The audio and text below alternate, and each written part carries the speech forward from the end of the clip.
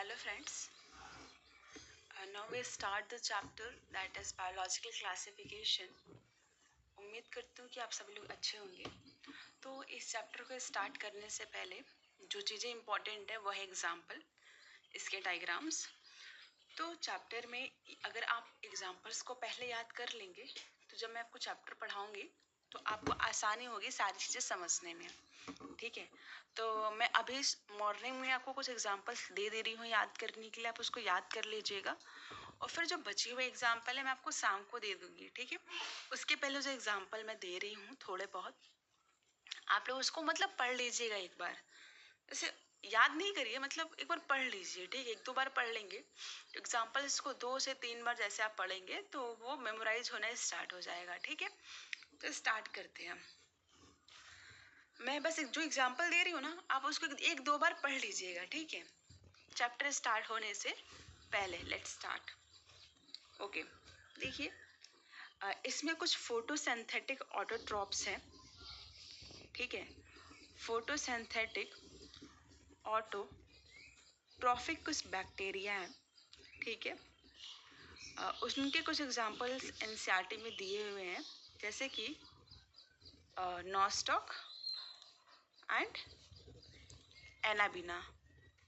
ठीक, तो ये आप याद कर ले, फोटोसिंथेटिक में कौन है, नॉस्टॉक है और एनाबिना है। 2-3 बार पढ़ेंगे, छोटा छोटा नाम है नॉस्टॉक। ठीक है, ये है नॉस्टॉक। ठीक है, 2-3 बार आप जैसे ही पढ़ेंगे आपको मतलब याद हो ही जाएगा।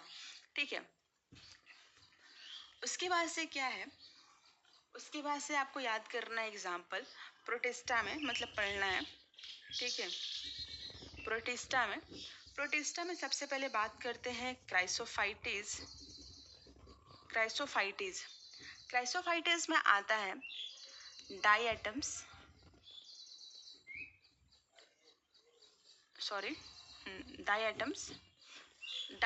आते हैं। उसके बाद से आता है, मतलब इसको क्लियर में लिख देती हूँ, डायटम्स। ठीक है, आपको अब थोड़ा क्लियर दिख रहा होगा वर्ड इसमें सारे। Wait just a second. Okay, ठीक है, तो इसमें ये डाई आइटम्स है।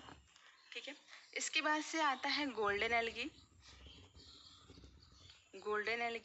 इसे गोल्डन एल्गी को क्या कहते हैं, डेस्मिड्स कहते हैं, DESMIDS, डेस्मिड्स कहते हैं। ठीक है, इसके बाद से आता है प्लैंकटन,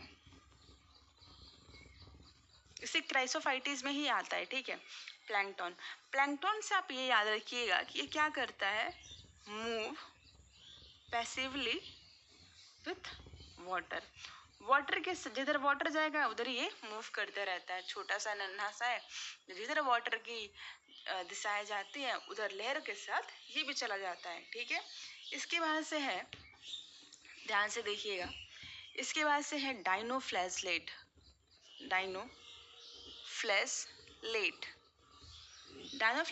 के जो एग्जाम्पल है वो है, पहला एग्जाम्पल, मतलब एक ही एग्जाम्पल है इसमें, वो है गॉनली वॉलेक्स। एक ही एग्जाम्पल है, सिंपल सा आप याद कर लेंगे। ठीक है, इसके बाद से है यूग्लिनॉइड्स में जो एग्जाम्पल है बस एक ही है, दैट इज यूग्लिना। ठीक है, इसके बाद से आता है स्लाइम मोल्ड, ये एस है। ठीक है, इसमें एग्जाम्पल है प्लाज्मोडियम।